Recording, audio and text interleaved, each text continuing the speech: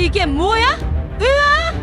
제 손에 들린 하얀 뼈를 보는 순간 온몸이 얼어붙었습니다.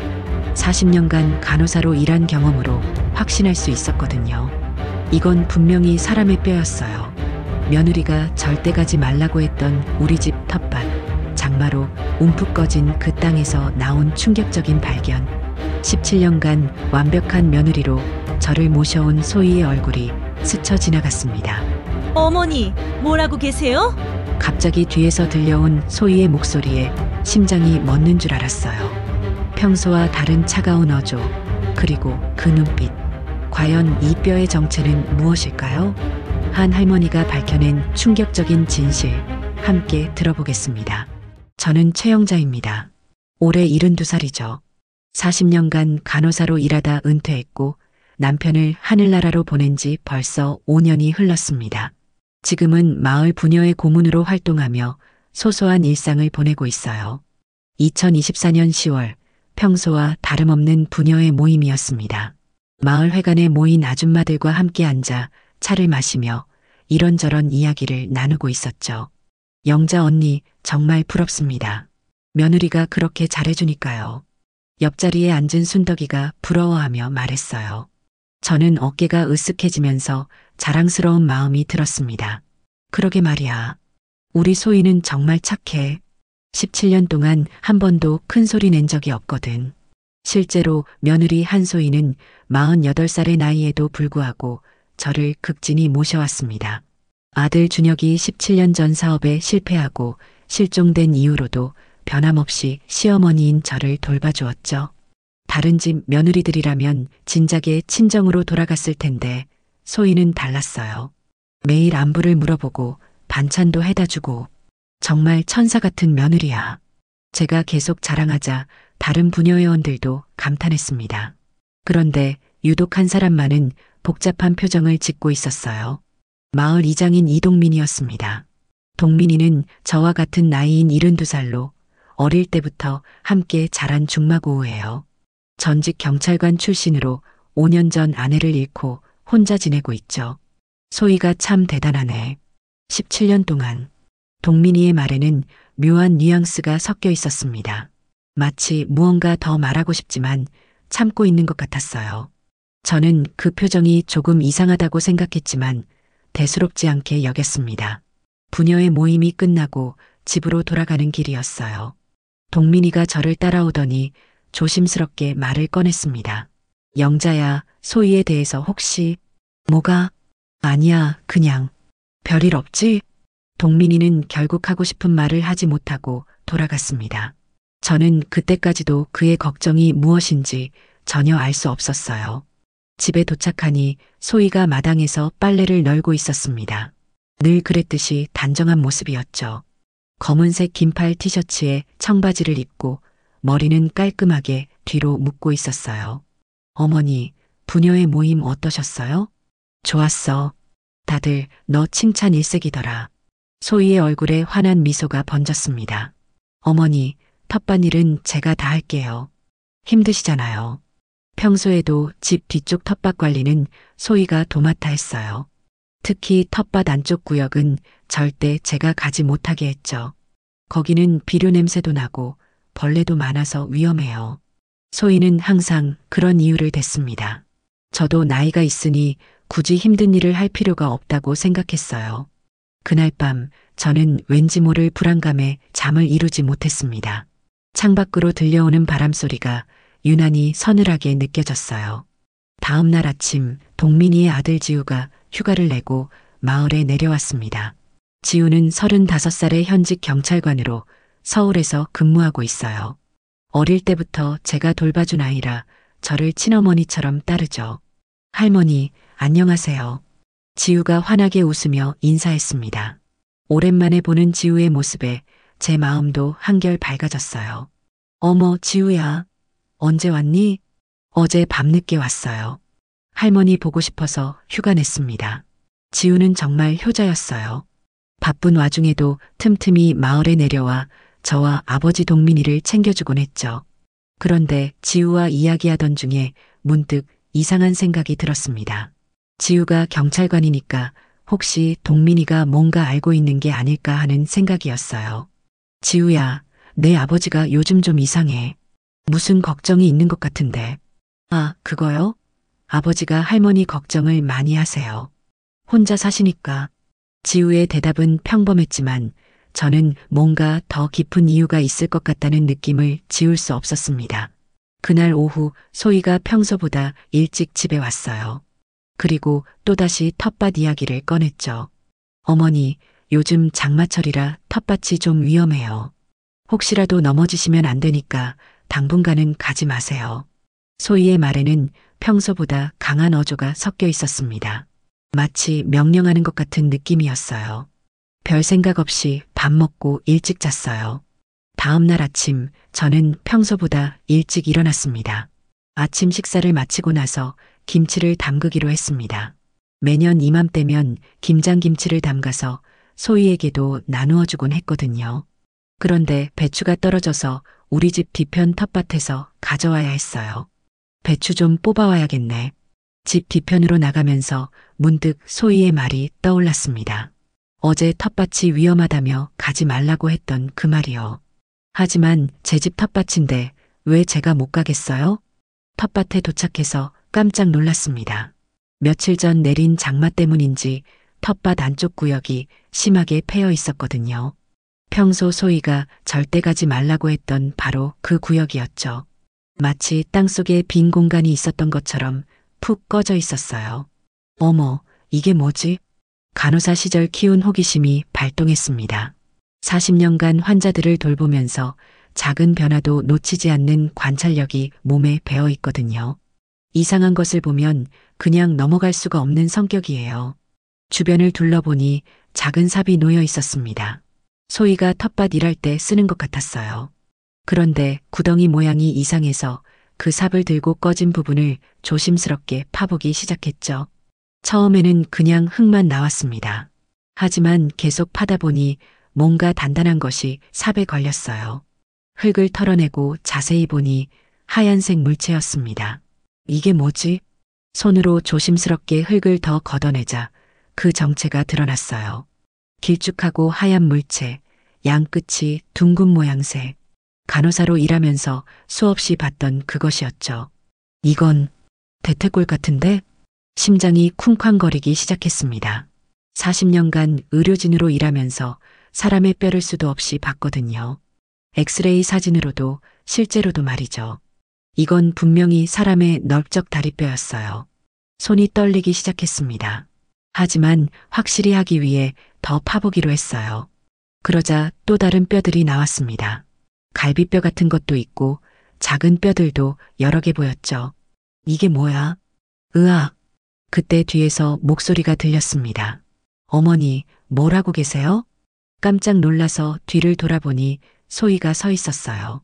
언제 왔는지 모르게 조용히 다가와 있었죠. 소희의 얼굴에는 평소의 온화한 미소가 사라져 있었습니다. 아, 소희야. 김치 담그려고 배추 좀 가져오려다가 여기 땅이 꺼져서. 저는 당황하며 대답했어요. 소희는 제 손에 들린 뼈를 보더니 어색하게 웃었습니다. 아, 그거요? 예전에 기르던 개가 죽어서 묻어둔 거예요. 장마 때문에 땅이 꺼지면서 나온 것 같네요. 소희의 설명을 들으면서도 뭔가 이상하다는 생각이 들었어요. 개뼈치고는 너무 컸거든요. 그리고 모양새도 명백히 사람 뼈였죠. 개가 이렇게 큰가? 네, 대형견이었거든요. 어머니, 더러우니까 만지지 마세요. 소희가 제 손에서 뼈를 빼앗아 갔습니다. 그리고 재빨리 흙으로 덮어버렸어요. 그 동작이 너무 자연스럽고 익숙해 보였습니다. 어머니, 배추는 제가 따다 드릴게요. 집에 가서 쉬세요. 여기는 제가 정리할게요. 소희의 말투가 평소와 달랐어요. 부드럽지만 단호했죠. 마치 더 이상 이곳에 있으면 안 된다는 경고 같았습니다. 저는 어쩔 수 없이 집으로 돌아왔어요. 하지만 머릿속은 온통 그 뼈 생각뿐이었습니다. 간호사로 40년을 일한 경험으로 봤을 때 그건 분명히 사람 뼈였거든요. 집에 들어가서도 마음이 진정되지 않았습니다. 소희의 반응도 이상했어요. 평소 같으면 김치 담근다고 하면 이것저것 도와주려고 했을 텐데 오늘은 빨리 보내려고만 했죠. 정말 개뼈일까? 아무리 생각해도 납득이 가지 않았습니다. 그 크기와 모양새는 명백히 사람의 대퇴골이었거든요. 게다가 갈비뼈 같은 것들도 함께 나왔잖아요. 잠시 후 소희가 배추를 가져다 줬습니다. 평소보다 훨씬 많은 양이었어요. 마치 당분간 텃밭에 오지 말라는 뜻 같았죠. 어머니, 이걸로 김치 충분히 담그실 수 있을 거예요. 요즘 날씨가 좋지 않으니까 텃밭에는 가지 마세요. 소희는 그렇게 말하고 서둘러 나갔습니다. 평소 같으면 차라도 한 잔 마시고 갔을 텐데 말이죠. 저녁이 되어서도 계속 그 생각뿐이었습니다. 밥맛도 없고 잠도 오지 않았어요. 혹시 제가 너무 예민하게 반응하는 건 아닐까 싶기도 했지만 간호사의 직감은 쉽게 사라지지 않았습니다. 밤이 깊어가면서 더욱 불안해졌어요. 만약 정말 사람 뼈라면 어떻게 해야 할까요? 그리고 왜 우리 집 텃밭에 묻혀 있을까요? 갑자기 무서운 생각이 들었습니다. 17년 전 실종된 아들 준혁이 생각났거든요. 준혁이는 사업에 실패한 후 어느 날 갑자기 사라졌습니다. 소희는 그때 남편이 집을 나간 후 연락이 없다고 실종 신고를 했었죠. 설마 끔찍한 상상이 머릿속을 스쳤습니다. 하지만 곧 고개를 저었어요. 17년간 저를 극진히 모셔온 며느리를 의심한다는 게 말이 되나요? 그날 밤 저는 결심했습니다. 이 일을 동민이에게 상의해 보기로 말이죠. 전직 경찰관인 동민이라면 제대로 판단해 줄 수 있을 거라고 생각했어요. 새벽까지 뒤척이다가 겨우 잠이 들었습니다. 꿈속에서도 그 하얀 뼈가 계속 나타났어요. 마치 무언가를 호소하는 것 같았죠. 다음 날 아침 일찍 저는 동민이 집으로 향했습니다. 밤새 잠을 설쳐서 눈이 퀭하니 들어가 있었지만 이 일을 혼자 끙끙 앓고 있을 수는 없었거든요. 동민이는 마을 회관 근처에 있는 단독주택에서 혼자 살고 있어요. 아내를 잃고 나서 집안일을 직접 하느라 늘 바쁘게 지내죠. 동민아, 안녕. 영자야. 이른 아침에 웬일이야? 동민이가 고개를 들며 반갑게 인사했습니다. 하지만 제 얼굴을 보더니 표정이 심각해졌어요. 얼굴이 왜 그래? 잠을 못 잤나? 그게 너한테 상의할 일이 있어서. 저는 주변을 둘러보고 나서 조심스럽게 입을 열었습니다. 혹시 누가 들을까봐 목소리도 낮췄죠.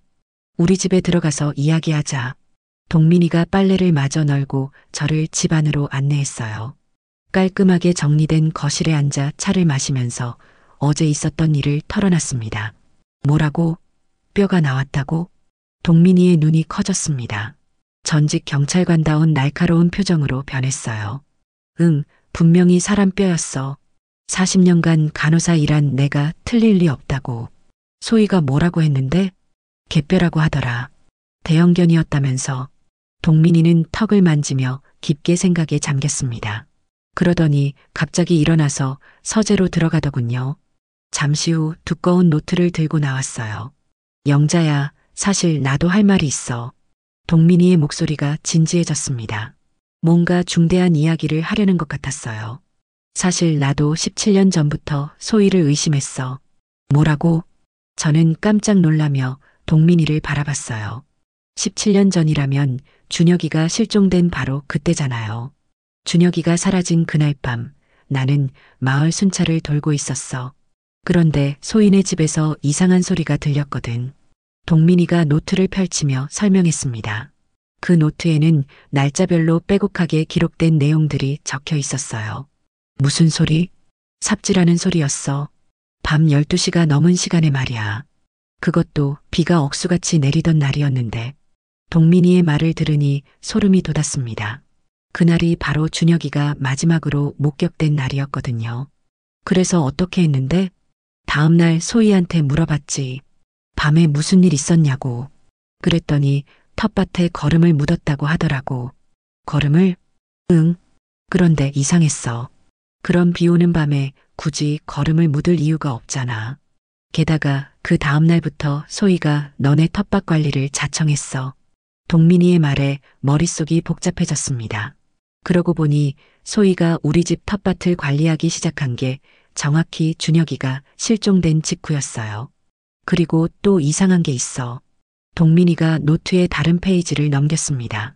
거기에는 소희의 행동 패턴이 자세히 기록되어 있었어요.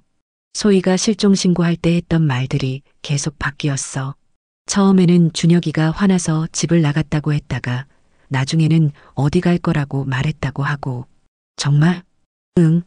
경찰관으로 30년 일하면서 거짓말하는 사람들 많이 봤는데 소희의 진술은 전형적인 거짓말 패턴이었어.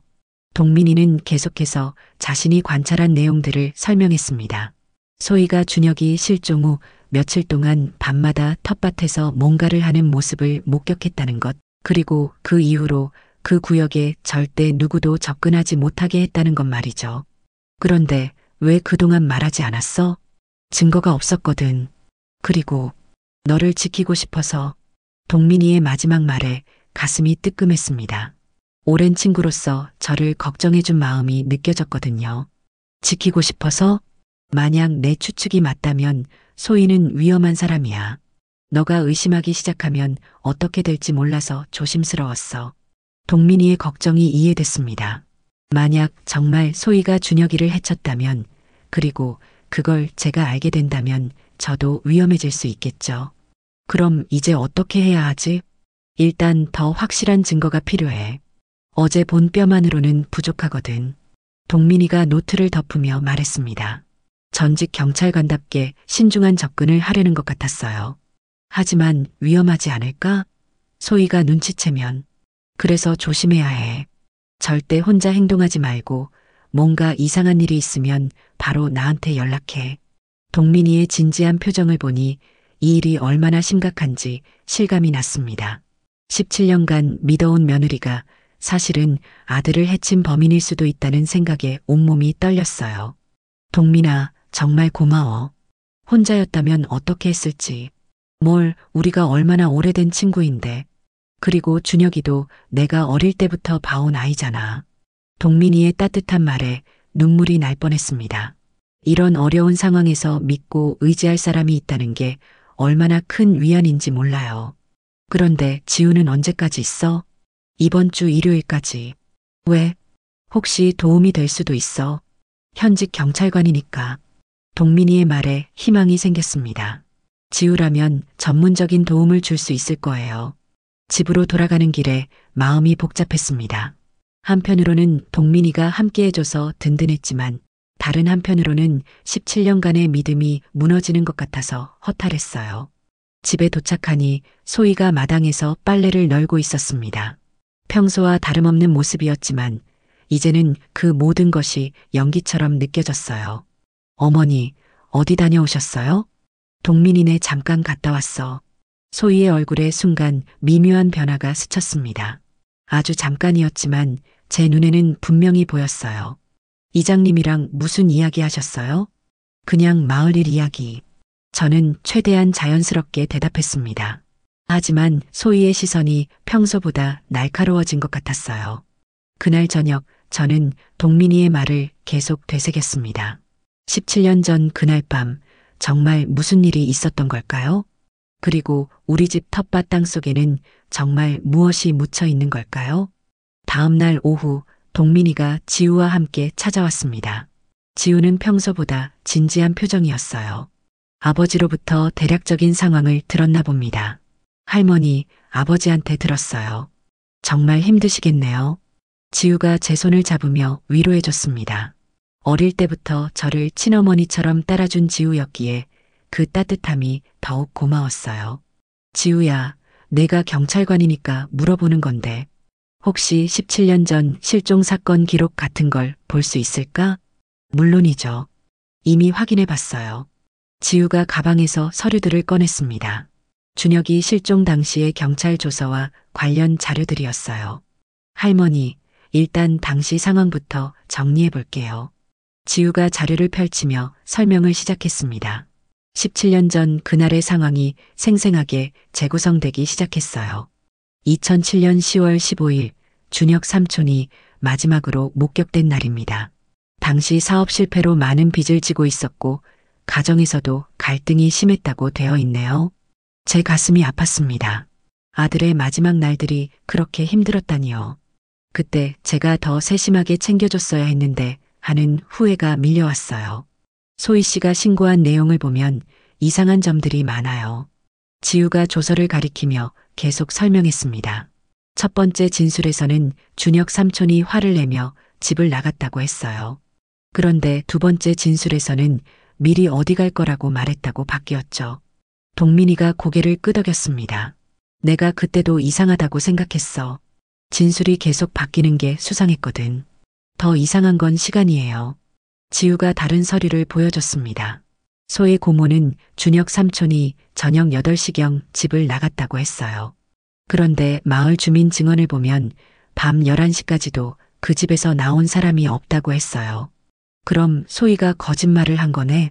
저는 충격을 받았습니다. 며느리가 경찰에게 거짓 진술을 했다는 뜻이잖아요. 그리고 또 하나, 준혁 삼촌의 개인 물품들이 모두 집에 그대로 있었어요. 지갑, 휴대폰, 심지어 옷가지까지. 집을 나간 사람치고는 너무 이상하죠. 지우의 말을 들으니 점점 의혹이 커졌습니다. 정말 가출이라면 최소한 필요한 물건들은 가져갔을 텐데요. 아버지, 그날 밤에 정확히 뭘 보셨어요? 지우가 동민이에게 물었습니다. 동민이는 잠시 생각을 정리한 후 입을 열었어요. 밤 12시쯤이었어. 마을 순찰을 돌고 있는데 영자네 집 뒤편에서 삽질하는 소리가 들렸거든. 그것도 비가 억수같이 내리는데 말이야. 그때 직접 확인해 보셨어요? 아니, 그냥 지나쳤어. 지금 생각해보니 그때 확인했어야 했는데. 동민이가 후회스러운 표정을 지었습니다. 그리고 며칠 후부터 소희가 영자네 텃밭 관리를 자청했어. 그 전까지는 영자가 직접 했었는데 말이야. 지우가 메모를 하며 고개를 끄덕였어요. 할머니, 그 무렵 소희 씨의 행동에 변화가 있었나요? 저는 기억을 더듬어 봤습니다. 17년 전 그때의 상황들이 하나씩 떠올랐어요. 그러고 보니 준혁이가 없어진 후 소희가 갑자기 저한테 더 잘해주기 시작했어. 그 전까지는 그냥 평범한 며느리였는데 그때부터 극진하게 모시기 시작했죠. 죄책감 때문일 수도 있어요. 아니면 지우가 말을 멈췄습니다. 하지만 그 의미를 모르는 사람은 없었어요. 혹시 준혁이에게 폭력을 당한 적은 없었을까요? 지우의 질문에 저는 깜짝 놀랐습니다. 폭력? 우리 준혁이가? 사업 실패 후 스트레스로 인해 가정폭력을 행사하는 경우가 많거든요. 혹시 소희 씨가 그런 말을 한 적이? 저는 곰곰 생각해 봤습니다. 그러고 보니 준혁이가 실종되기 몇 달 전부터 소희의 모습이 조금 이상했어요. 가끔 멍이 들어 있거나 긴팔 옷을 즐겨 입었죠. 그러고 보니 소희가 그때 자주 다쳤었어. 넘어졌다거나 문에 부딪혔다거나 하면서 변명을 했는데 그럼 정당방위일 수도 있겠네요. 지우가 중얼거렸습니다. 하지만 그렇다고 해도 시신을 은닉하고 거짓 신고를 한 건 명백한 범죄예요. 동민이가 무거운 목소리로 말했습니다. 그리고 17년 동안 영자를 속여온 것도 문제고 저는 복잡한 심정이었습니다. 만약 준혁이가 정말 소희에게 폭력을 행사했다면 소희의 행동을 완전히 비난할 수만은 없었거든요. 하지만 그렇다고 해서 17년간 저를 속인 것까지 용서할 수는 없었어요. 지우야, 그럼 이제 어떻게 해야 하지? 일단 물적 증거가 필요해요. 할머니가 본 뼈가 정말 사람 뼈인지 확인해야 하고 가능하다면 유전자 검사도 해야 하죠. 그런데 소희가 이미 다 덮어버렸을 텐데. 그래서 조심스럽게 접근해야 해요. 소희 씨가 눈치채지 못하게 증거를 확보해야 하거든요. 지우의 말에 긴장이 됐습니다. 이제 정말 본격적인 수사가 시작되는 거네요. 할머니, 당분간은 평소와 똑같이 행동하세요. 절대 소의 고모에게 의심스럽다는 내색을 하시면 안 돼요. 알겠어. 그리고 혹시 이상한 일이 있으면 즉시 아버지나 저한테 연락하세요. 이 전화기 항상 가지고 다니시고요. 지우가 작은 휴대폰을 건네줬습니다. 비상시에 쓰라는 거였어요. 그날 저녁 세 사람은 구체적인 계획을 세웠습니다. 지우가 서울로 돌아가기 전에 최대한 많은 정보를 수집하고 동민이가 계속 소희의 행동을 관찰하기로 했어요. 할머니, 힘드시겠지만 조금만 참으세요. 꼭 진실을 밝혀낼 거예요. 지우의 다짐을 들으며 저는 눈물이 났습니다. 17년 만에 아들의 진실에 한 걸음 다가선 것 같았거든요. 밤늦게 두 사람이 돌아간 후 저는 준혁이의 사진을 꺼내봤습니다. 사업에 실패하기 전 밝게 웃고 있는 모습이었어요. 준혁아, 엄마가 꼭 진실을 밝혀낼게. 조금만 기다려. 사진 속 아들에게 속삭이며 다짐했습니다. 지우가 서울로 돌아간 지 사흘이 지났습니다. 그동안 저는 평소와 똑같이 행동하려고 노력했어요. 소희 앞에서는 아무것도 모르는 척했죠. 하지만 속으로는 계속 불안했습니다. 그날 저녁 동민이가 조용히 찾아왔어요. 얼굴이 심각했습니다. 영자야, 오늘 밤에 소희 집을 감시해보자. 왜? 무슨 일 있어? 오늘 오후에 소희가 삽과 큰 비닐봉지를 사더라고. 그리고 계속 주변을 두리번거리면서 말이야. 동민이의 말을 들으니 심장이 빨라졌습니다. 혹시 소희가 증거를 없애려는 건 아닐까요? 위험하지 않을까? 조심스럽게 할 거야. 멀리서 지켜보기만 하면 돼. 저는 망설였지만 결국 동민이를 따라 나섰습니다. 진실을 밝히기 위해서는 위험을 감수해야 했어요. 밤 11시쯤 저희는 소희 집 근처 언덕에 숨어서 지켜봤습니다. 집에는 불이 켜져 있었고 소희의 그림자가 창문에 비치고 있었어요. 저기 봐. 동민이가 제 팔을 살짝 건드렸습니다. 소희가 집에서 나오고 있었어요. 손에는 삽과 손전등을 들고 있었죠. 소희는 주변을 살피더니 우리 집 쪽으로 향했습니다. 저희는 조심스럽게 뒤를 따랐어요. 다행히 달이 없는 어두운 밤이라 들키지 않았습니다. 소희는 우리 집 텃밭으로 갔어요. 정확히 제가 뼈를 발견했던 그 자리였습니다. 손전등을 켜고 땅을 파기 시작했어요. 뭔가를 묻고 있어. 동민이가 속삭였습니다. 소희는 깊숙이 구덩이를 판 다음 검은 비닐봉지를 넣고 있었어요. 그 봉지는 꽤 무거워 보였습니다. 저 안에 뭐가 들어있을까? 아마 남은 뼈들이 아닐까? 내가 발견한 걸 보고 급하게 옮기는 것 같아. 소희의 동작은 매우 익숙했어요. 마치 여러 번 해본 것처럼 능숙하게 땅을 파고 묻고 있었죠. 그 모습을 보니 소름이 돋았습니다. 작업을 마친 소희가 주변을 정리하기 시작했어요. 그런데 갑자기 저희 쪽을 돌아봤습니다. 혹시 들킨 건 아닐까요? 움직이지 마. 동민이가 제 손을 꽉 잡았습니다. 저희는 숨을 죽이고 기다렸어요. 소희가 손전등을 이리저리 비추며 주변을 살폈지만 다행히 저희를 발견하지는 못했습니다. 소희가 집으로 돌아간 후에야 저희는 안도의 한숨을 쉬었어요. 영자야, 이제 확실해졌어. 소희가 뭔가를 숨기고 있다는 게. 그럼 이제 어떻게 하지? 내일 지우한테 연락해서 상황을 알려야겠어. 그리고 경찰에 신고도 해야 하고. 집으로 돌아가는 길에 동민이가 계속 주변을 경계했습니다. 혹시 소희가 따라오는 건 아닌지 확인하면서 말이죠. 동민아, 고마워. 혼자였다면 정말 무서웠을 거야. 뭘 당연한 거지. 그런데 앞으로 더 조심해야 해. 소희가 눈치챌 수도 있거든. 집에 도착해서도 마음이 진정되지 않았습니다. 소희의 그 익숙한 동작이 계속 머릿속을 맴돌았어요. 분명히 처음이 아니었을 거예요. 다음 날 아침 평소보다 일찍 소희가 찾아왔습니다. 얼굴이 조금 피곤해 보였어요. 어머니, 안녕하세요. 잘 주무셨어요? 응, 잘 잤어. 저는 최대한 자연스럽게 대답했습니다. 하지만 속으로는 긴장하고 있었어요. 어머니, 요즘 밤에 잠은 잘 오세요? 혹시 이상한 소리 같은 거 들으신 적 없으세요? 소희의 질문에 가슴이 덜컥했습니다. 혹시 어젯밤 일을 눈치챈 건 아닐까요? 이상한 소리? 무슨 소리? 아, 그냥요. 요즘 마을에 도둑이 돈다는 소문이 있어서요. 소희는 그렇게 말했지만 눈빛이 평소와 달랐어요. 뭔가를 의심하고 있는 것 같았습니다. 그런 소리는 못 들었는데? 그럼 다행이에요. 그런데 어머니, 혹시 요즘 이장님이랑 자주 만나시나요? 왜? 아니에요. 그냥 궁금해서요. 소희의 질문이 계속 이어졌습니다. 마치 저를 떠보는 것 같았어요. 저는 최대한 태연하게 대답하려고 노력했지만 소희의 시선이 부담스러웠습니다. 어머니, 텃밭에는 요즘 안 가시죠? 응, 안 가고 있어. 그게 좋아요. 당분간은 절대 가지 마세요.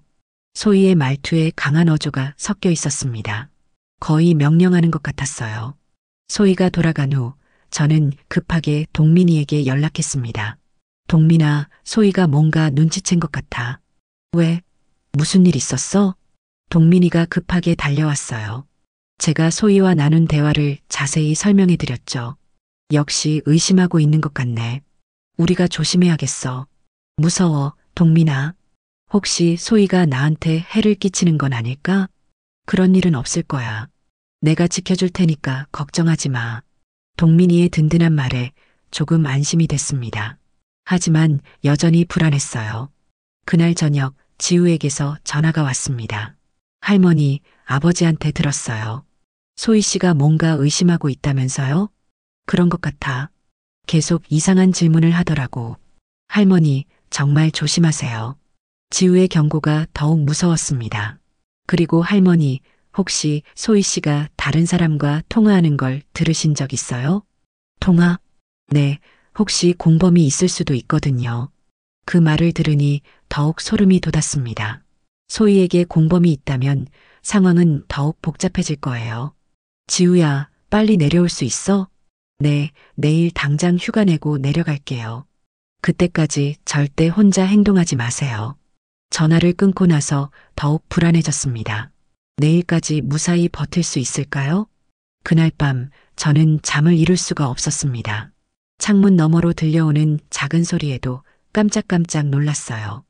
혹시 소희가 오는 건 아닐까 하는 생각에 말이죠.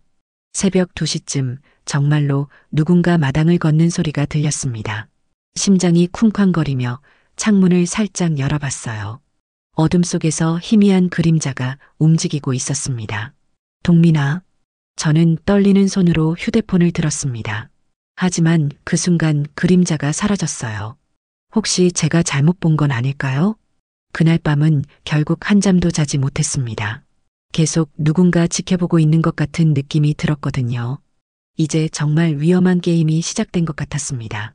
다음 날 오전, 지우가 서울에서 급하게 내려왔습니다. 평소보다 훨씬 일찍 도착했어요. 얼굴에 걱정이 가득했죠. 할머니, 괜찮으세요? 어젯밤에 정말 누군가 왔었나요? 확실하지는 않아. 그림자 같은 게 보였는데. 지우가 마당을 자세히 살펴봤습니다. 그러더니 흙바닥에서 뭔가를 발견했어요. 할머니, 여기 발자국이 있어요. 할머니 신발이 아닌 것 같은데요. 정말로 마당 곳곳에 낯선 발자국들이 찍혀 있었습니다. 누군가 밤에 우리 집 주변을 돌아다녔다는 증거였어요. 이제 정말 위험해졌네요. 할머니, 당분간 혼자 있으시면 안 돼요. 지우의 진지한 표정을 보니 상황의 심각성이 느껴졌습니다. 동민이도 곧 달려왔어요. 지우가 발견한 발자국을 보더니 얼굴이 굳어졌습니다. 이건 여자 신발 자국이야. 소희일 가능성이 높아. 그럼 정말 소희가 어젯밤에 왔었던 거네요. 아마 영자가 뭔가 알고 있는지 확인하러 온 것 같아. 세 사람이 함께 앉아 대책을 논의했습니다. 지우가 가져온 서류들을 펼쳐놓고 본격적인 수사 계획을 세우기 시작했어요.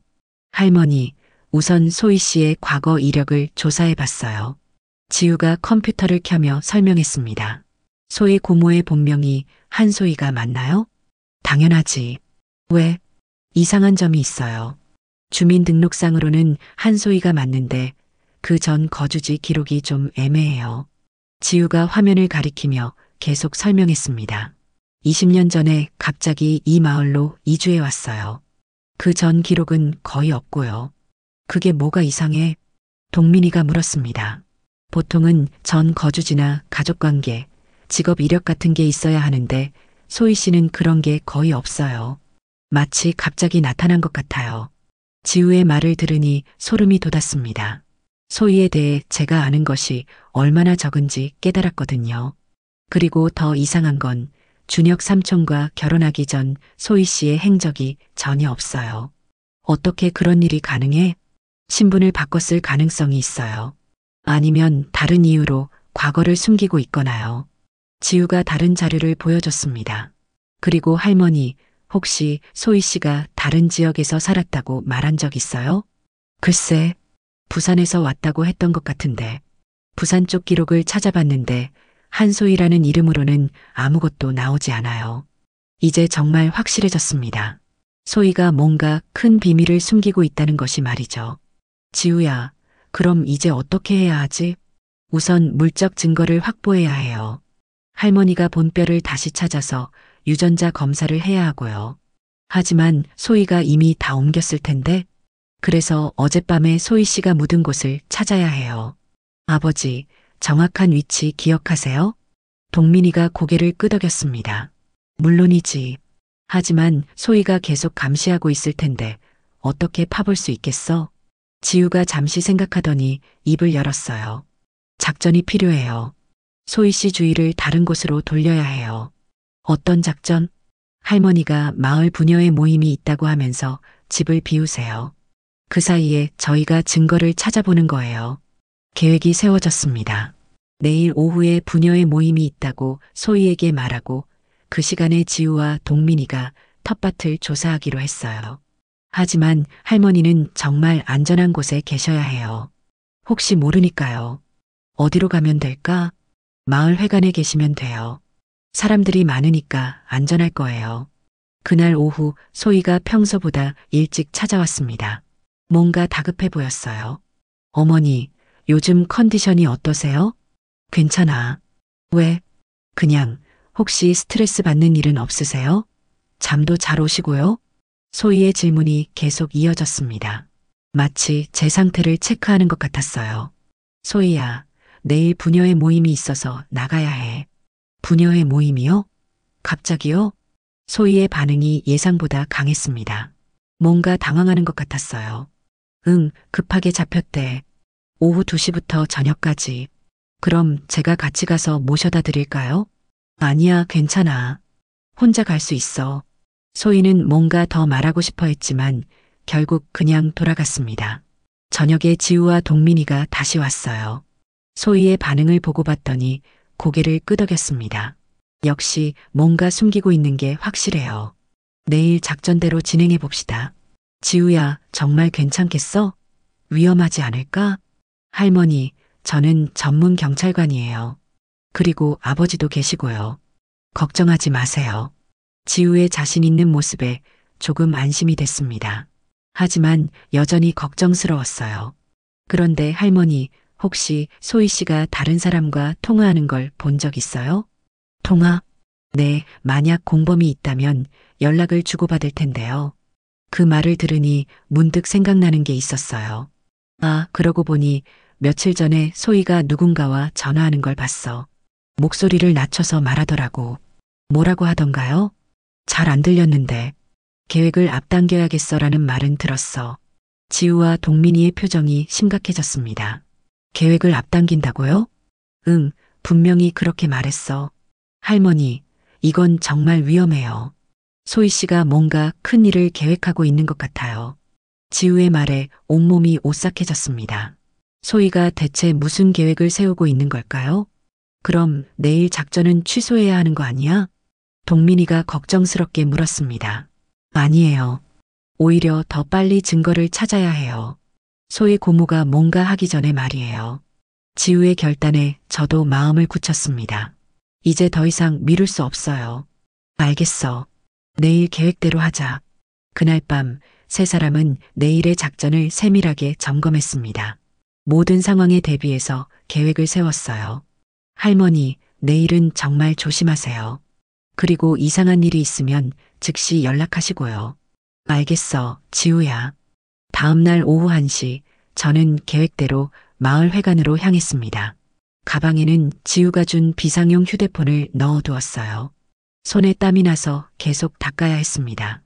회관에 도착하니 몇몇 부녀 회원들이 이미 와 있었어요. 평소 같으면 반가웠을 텐데 오늘은 마음이 편하지 않았습니다. 영자 언니, 오늘 얼굴이 안 좋아 보여요. 괜찮아요? 순덕이가 걱정스럽게 물었습니다. 응, 괜찮아. 그냥 좀 피곤해서. 저는 최대한 자연스럽게 대답하며 시계를 봤어요. 2시가 되면 지우와 동민이가 작전을 시작할 거예요. 한편 그 시간 지우와 동민이는 조심스럽게 우리 집 텃밭으로 향하고 있었습니다. 소희가 보이지 않는 것을 확인한 후 어젯밤 목격했던 그 장소로 갔어요. 아버지, 여기가 맞죠? 응, 분명히 여기였어. 두 사람은 조심스럽게 땅을 파기 시작했습니다. 얼마 지나지 않아 검은 비닐봉지가 나왔어요. 찾았다.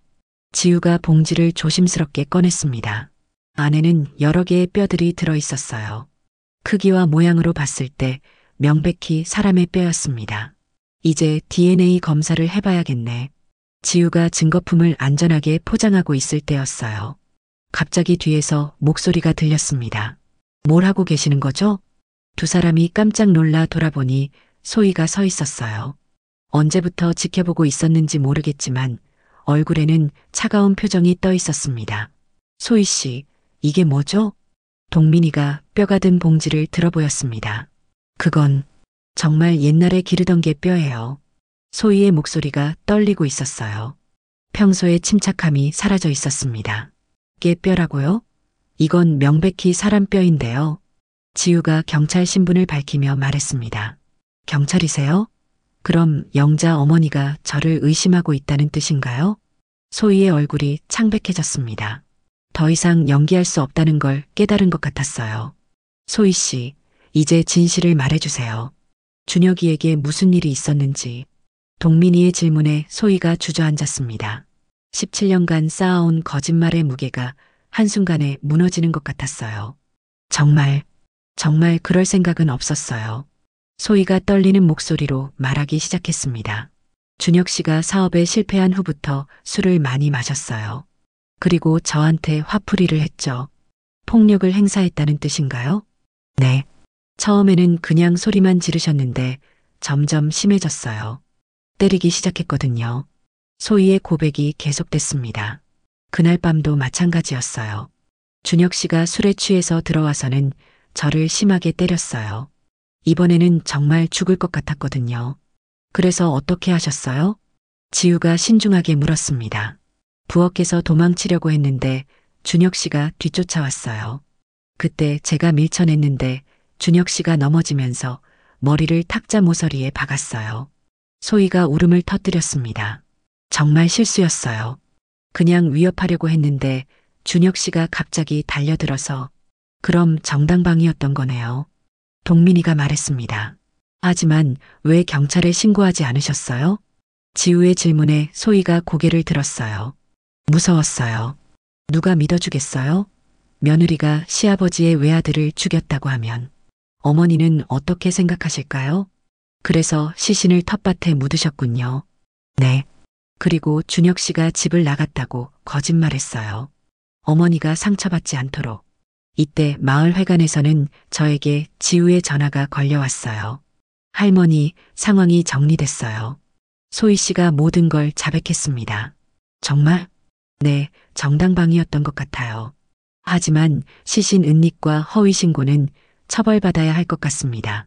전화를 끊고 나니 복잡한 마음이 들었습니다. 17년간 믿어온 며느리가 거짓말을 했다는 사실과 그 이유가 저를 보호하기 위해서였다는 사실 사이에서 혼란스러웠어요. 텃밭에서는 소희의 고백이 계속되고 있었습니다. 17년 동안 어머니 곁에서 지내면서 정말 후회했어요. 처음부터 진실을 말씀드렸어야 했는데, 그럼 왜 지금까지 숨기셨어요? 시간이 지날수록 말하기가 더 어려워졌어요. 그리고 어머니가 행복해 하시는 모습을 보면서 차마 그 행복을 깨뜨릴 수가 없었어요. 소희가 눈물을 닦으며 말했습니다. 어머니한테는 완벽한 며느리가 되려고 노력했어요. 그게 제가 할 수 있는 최선의 속죄라고 생각했거든요. 지우와 동민이는 소희의 말을 들으며 복잡한 표정을 지었습니다. 범죄는 범죄지만 그 동기와 이후의 행동을 보면 단순히 악한 사람이라고 할 수는 없었거든요. 소희 씨, 이제 경찰서에 가셔야 합니다. 자수하는 게 좋겠어요. 지우가 말했습니다. 네, 알고 있어요. 사실 언젠가는 이런 날이 올 거라고 생각했어요. 소희가 체념한 듯 고개를 끄덕였습니다. 그런데 어머니께는 어떻게 말씀드리죠? 17년간 속여서 죄송하다고. 그런데 사실은 아들을 죽인 사람이라고. 소희의 목소리에 절망이 묻어 있었습니다. 그 순간 저는 회관에서 급하게 나와 집으로 향했습니다. 이제 모든 진실을 알게 된 상황에서 소희와 직접 대면해야 할 때가 온 것 같았어요. 집에 도착하니 텃밭에서 세 사람이 서 있는 모습이 보였습니다.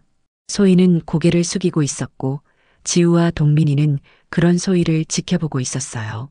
17년간 숨겨져 있던 진실이 드러나면서 이제 정말 어려운 선택의 순간이 다가오고 있었습니다. 어머니, 소희가 떨리는 목소리로 저를 불렀어요. 평소 같으면 달려와서 안부를 묻고 이것저것 챙겨줬을 텐데 이제는 그럴 수 없다는 걸 알고 있었죠. 소희야, 저도 목이 메어서 제대로 말이 나오지 않았습니다. 지우와 동민이가 옆에서 조심스럽게 지켜보고 있었어요. 어머니, 정말 죄송해요. 17년간 거짓말을 해서. 소희가 무릎을 꿇고 앉았습니다. 그 모습을 보니 제 마음도 무너져 내렸어요. 일어나. 무릎 꿇을 일 아니야. 저는 소희를 일으켜 세웠습니다. 비록 진실을 숨겼지만 17년간 저를 진심으로 돌봐준 것만은 사실이었거든요. 어머니, 모든 걸 말씀드릴게요. 그날 밤에 정말 무슨 일이 있었는지. 소희가 다시 한번 그날의 상황을 자세히 설명했습니다. 준혁이의 폭력, 정당방위로 벌어진 사고, 그리고 두려움 때문에 내린 잘못된 선택까지 모든 것을 털어놨어요. 준혁이가 정말 너를 그렇게 괴롭혔니? 제가 물으니 소희가 고개를 끄덕였습니다. 어머니께 말씀드리고 싶었어요. 하지만 어머니가 준혁 씨를 얼마나 사랑하시는지 알고 있었거든요. 차마 그런 말씀을 드릴 수가 없었어요. 소희의 말을 들으니 마음이 복잡했습니다. 아들이 며느리에게 폭력을 행사했다는 사실도 충격적이었지만 그것을 혼자 감당해야 했던 소희의 마음도 이해됐어요. 그래서 시신을 텃밭에 묻었구나. 네. 정말 어떻게 해야 할지 몰랐어요. 경찰에 신고하면 어머니가 얼마나 상처받으실까 생각하니까. 그런데 왜 실종 신고를 했어? 동민이가 물었습니다. 그냥 사라진 것처럼 하면 어머니가 계속 기다리실 것 같아서요. 차라리 가출한 것처럼 해서 포기하시게 하려고 했어요. 소희의 계획은 나름 치밀했지만 결국 거짓말 위에 세워진 것이었어요. 그리고 어머니를 돌보면서 속죄하려고 했어요. 제가 할 수 있는 최선이라고 생각했거든요. 소희야. 저는 복잡한 마음으로 소희를 바라봤습니다. 분명히 잘못된 선택이었지만 그 이유를 들으니 완전히 미워할 수만은 없었어요. 소희 씨, 이제 경찰서에 가야 합니다. 지우가 조심스럽게 말했어요. 유전자 검사를 통해 정확한 신원 확인을 해야 하고 소희 씨도 정식으로 조사받으셔야 해요. 네, 알고 있어요. 소희가 담담하게 대답했습니다. 사실 언젠가는 이런 날이 올 거라고 생각했어요. 17년간 숨기고 살기에는 너무 무거운 비밀이었거든요.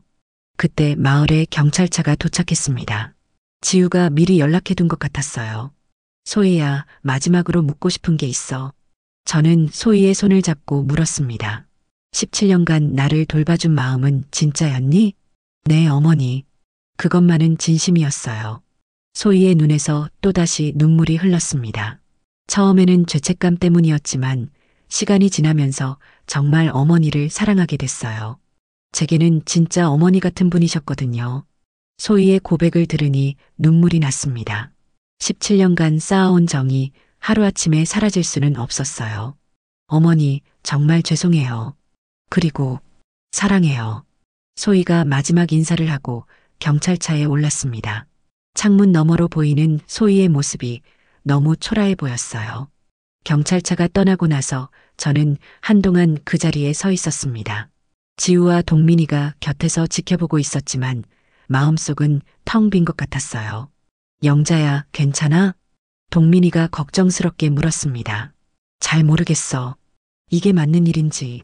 할머니, 진실을 밝히는 게 맞아요. 비록 아프지만요. 지우가 위로해줬습니다. 그리고 소의 고모도 이제 진실을 말해서 마음이 한결 가벼워질 거예요. 며칠 후 유전자 검사 결과가 나왔습니다. 텃밭에서 발견된 뼈는 정말 준혁이의 것이었어요. 17년간 아들이 바로 집 뒤편에 묻혀 있었다는 사실이 믿기지 않았습니다. 소희는 정식으로 기소됐지만 정당방위 상황과 그 이후의 행동들을 고려해서 형량이 많이 줄어들 것 같다고 했어요. 변호사는 집행유예나 단기 실형 정도로 예상된다고 말했습니다. 할머니, 소희 씨 면회 가실 거예요? 지우가 물었습니다. 아직 모르겠어. 마음의 정리가 필요해. 저는 솔직한 마음을 털어놨습니다. 소희를 미워할 수도 완전히 용서할 수도 없는 복잡한 상황이었거든요. 그날 저녁 저는 준혁이의 사진을 꺼내봤습니다. 이제야 진실을 알게 됐지만 아들이 그런 사람이었다는 것도 받아들이기 어려웠어요. 준혁아, 엄마가 너를 잘못 키웠나? 왜 소희한테 그런 짓을 했니? 사진 속 아들은 여전히 밝게 웃고 있었지만 이제는 그 웃음이 다르게 보였습니다.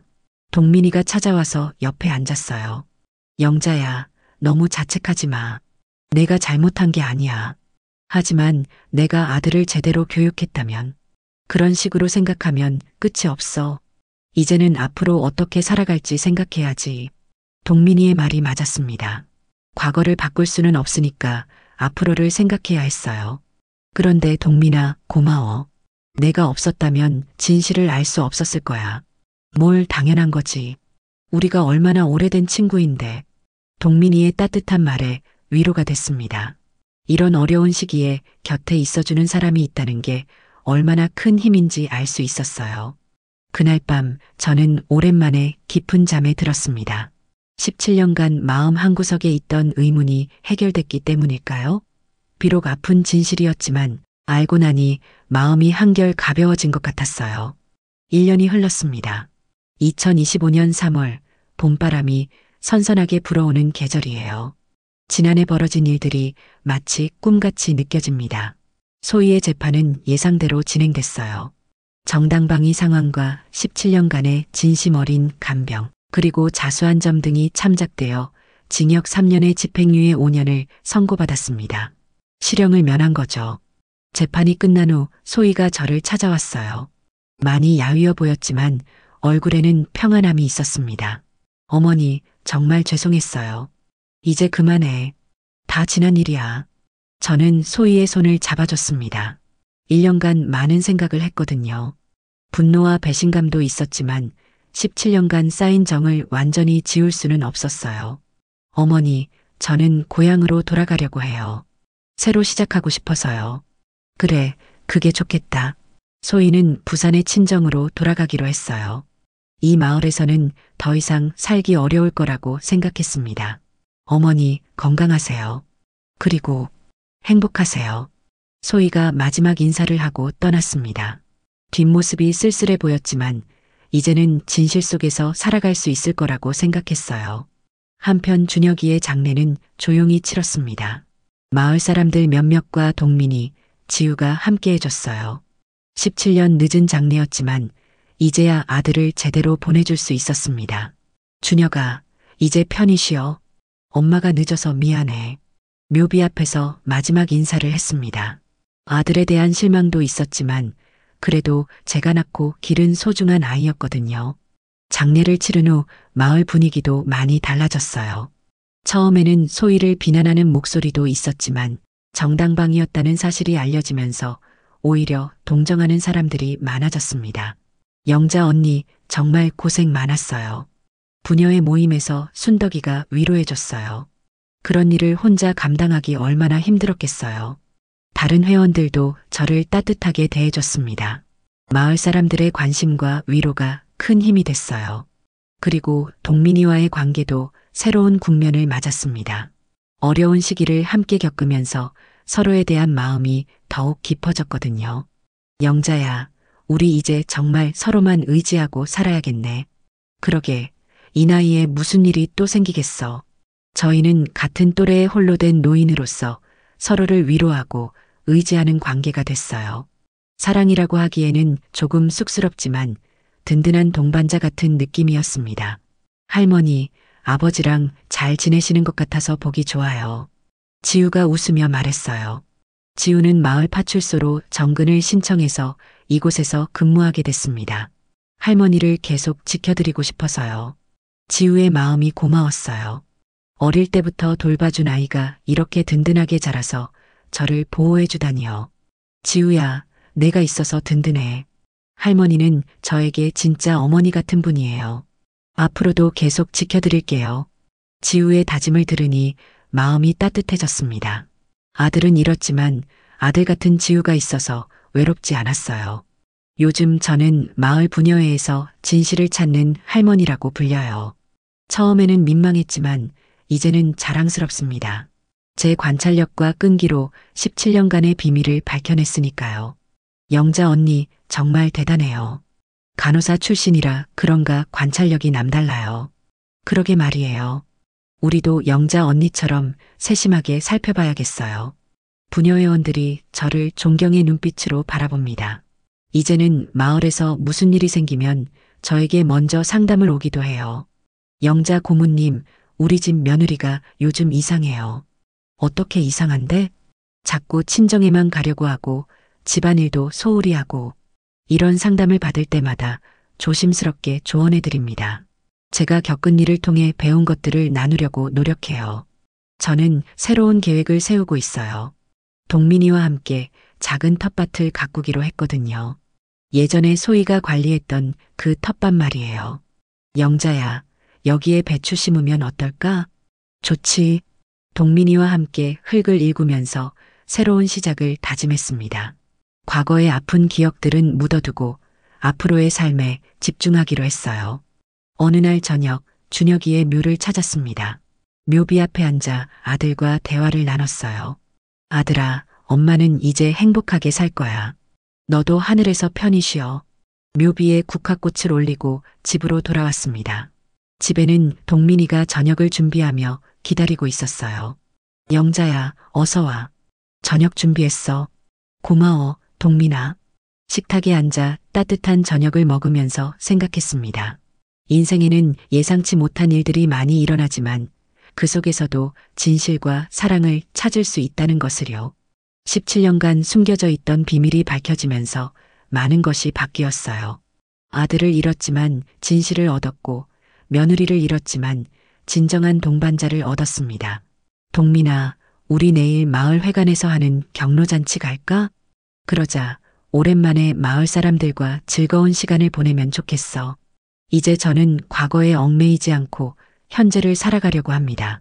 73의 나이에 새로운 시작이라니 조금 늦은 감이 있지만 그래도 희망적이에요. 지우가 가끔 놀러와서 할머니, 요즘 정말 밝아 보이세요 라고 말해줍니다. 정말 그런 것 같아요. 진실을 알고 나니 마음이 한결 가벼워졌거든요. 밤이 되어 잠자리에 들면서 창밖을 바라봤습니다. 별이 유난히 밝게 빛나고 있었어요. 마치 하늘에서 준혁이가 엄마 이제 행복하게 사세요 라고 말하는 것 같았습니다. 그래, 엄마가 행복하게 살게. 너도 편히 쉬어. 하늘을 향해 속삭이고 눈을 감았습니다. 내일은 또 어떤 하루가 될까요? 어떤 일이 생기든 이제는 두렵지 않아요. 진실을 찾아낸 용기와 함께 해줄 사람들이 있으니까요. 17년간의 긴 여정이 끝나고 이제 새로운 인생의 시작입니다. 오늘의 사연 어떻게 들으셨나요? 오늘의 사연이 여러분의 마음을 밝히는 작은 등불이 되었다면 감상 한마디 댓글로 부탁드립니다. 좋아요와 구독을 해주시면 여러분의 삶 곳곳에 행복이 찾아올 것입니다. 귀한 시간 내주셔서 감사합니다.